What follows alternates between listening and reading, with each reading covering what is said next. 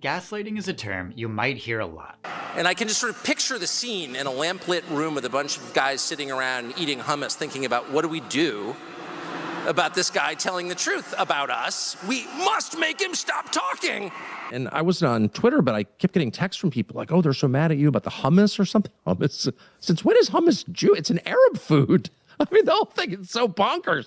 And as someone who has zero interest in participating in any kind of boycott, much less against Israel, I'm just not interested. I'm happy. Yeah. Whatever, buy the hummus and use the software. I don't care. Gaslighting is a form of manipulation where, over a long period of time, often months or years, a gaslighter slowly leads their victim to believe that they can't trust themselves.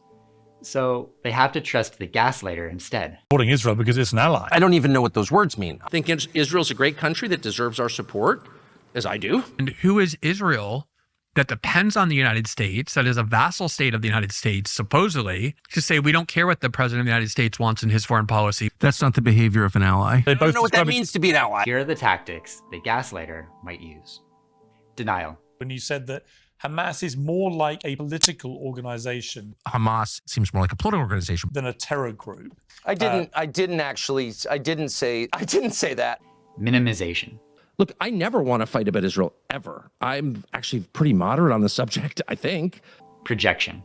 But it is an obsession for Zionists in a very unhealthy way. Put downs. And it's actually the definition of craziness. You know, you like see things that aren't there. Threatening. But I didn't think there was a realistic possibility that my kids could be enmeshed in it. Now there is. And if they're threatening your children, I don't care what their justification is, they're your enemy. These tactics are used day after day over the course of months or years. After being told hundreds of times that they're too dramatic, victims might slowly start to believe it.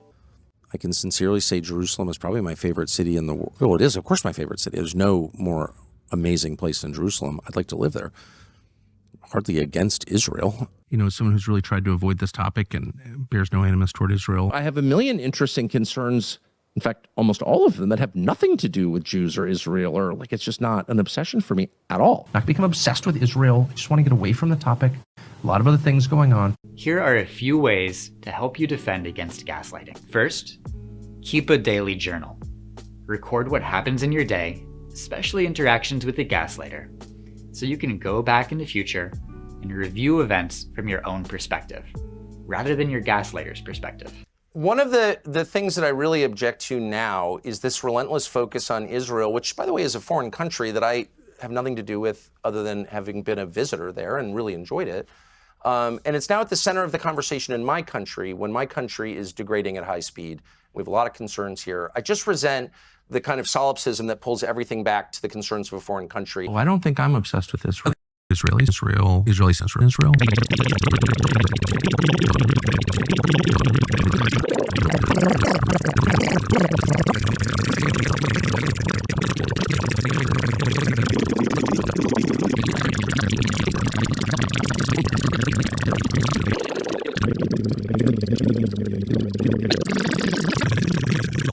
So many conspiracy theories on what's going on with Charlie Kirk. Israel assassinated him. Let's say I got drunk and slept with some random girl and got caught doing it. I would probably deny it because I wouldn't want to be caught doing that because it's an awful thing to do. And you do see it a lot online where everybody on, your X feed is talking about the Jews.